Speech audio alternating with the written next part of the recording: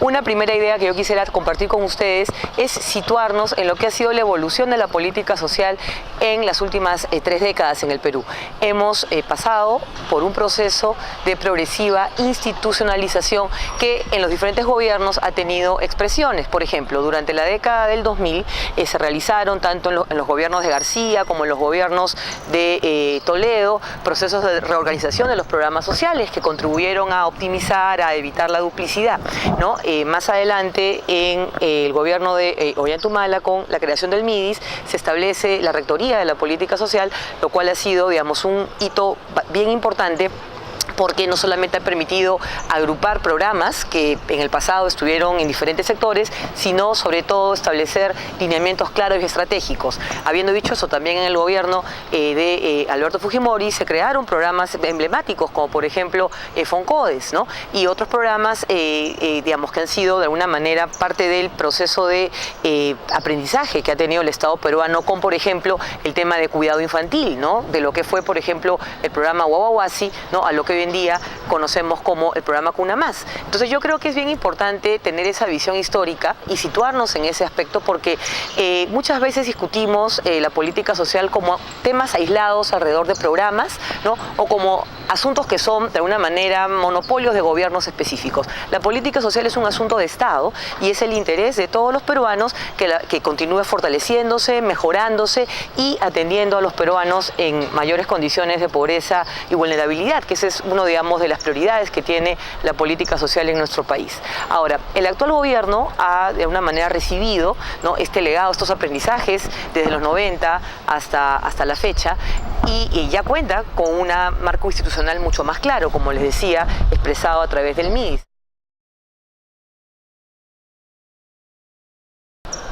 El gran, de alguna manera, tema es cómo continuamos avanzando en la reducción de la pobreza.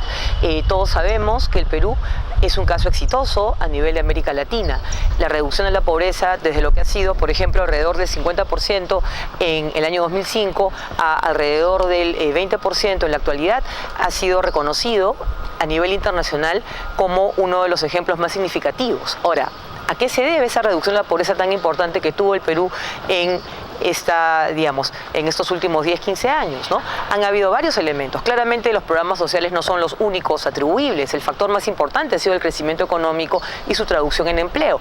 Pero los programas sociales han tenido un rol muy importante en justamente los pobres extremos, aquellas personas que están en las zonas más alejadas del país, en las zonas rurales, que están más lejos del mercado, más lejos de los servicios del Estado. Entonces yo creo que hay que reconocer eso, porque justamente es ahí donde la política social peruana le ha estado apostando de manera muy clara en la última década, en cómo hacemos para que estas personas que están en zonas rurales de las zonas andinas y en los últimos años también de las zonas amazónicas puedan recibir estos servicios del Estado. Entonces yo creo que esa mirada de la acción conjunta, tanto a nivel de lo que es crecimiento económico, la generación de empleo y oportunidades, lo que es mejores servicios públicos, los universales, educación, salud, infraestructura, y los focalizados como los programas sociales, son elementos que han contribuido a la reducción de pobreza que el Perú tuvo, como decía, en los últimos 15 años. Ahora, habiendo dicho eso, mal haríamos los peruanos en, de alguna manera, como se dice, dormirnos en nuestros laureles.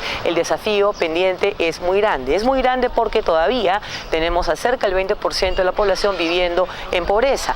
Esta es la población que no pudo salir de la pobreza en la época del boom, en la época donde la economía estaba, digamos, muy boyante, con muy buenas tasas de crecimiento. ¿Y por qué no lograron salir? Porque son personas que, y eso lo vemos en las estadísticas, residen en zonas muy alejadas, son personas con bajos niveles educativos, que también presentan una serie de carencias en materia de salud, en zonas donde ni el Estado ni el mercado están muy presentes. Entonces, esa es la pobreza más dura, más difícil de tratar, ¿no? Entonces, ahí tenemos, de alguna manera, un gran reto como país, ¿no?, en seguir fortaleciendo las acciones, y esto es algo, digamos, que a mí en lo personal me parece fundamental, porque muchas veces la pobreza desaparece del debate público, desaparece porque todo asume que, o sea, de alguna manera hay como que, no sé si a veces autocomplacencia y a veces como que este sentido que es un problema que se va a resolver por sí solo. Y claramente no. Con este perfil de estos pobres que les he venido comentando, es fundamental que haya una acción estatal muy sólida, muy clara,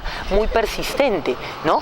Y que, como sabemos, hoy en día tiene un brazo muy notorio en las transferencias monetarias, ya sea las transferencias monetarias condicionadas, como es el programa Juntos, o ya sea las pensiones no contributivas, como es el caso de Pensión 65. Pero claramente se requieren otro tipo de soporte.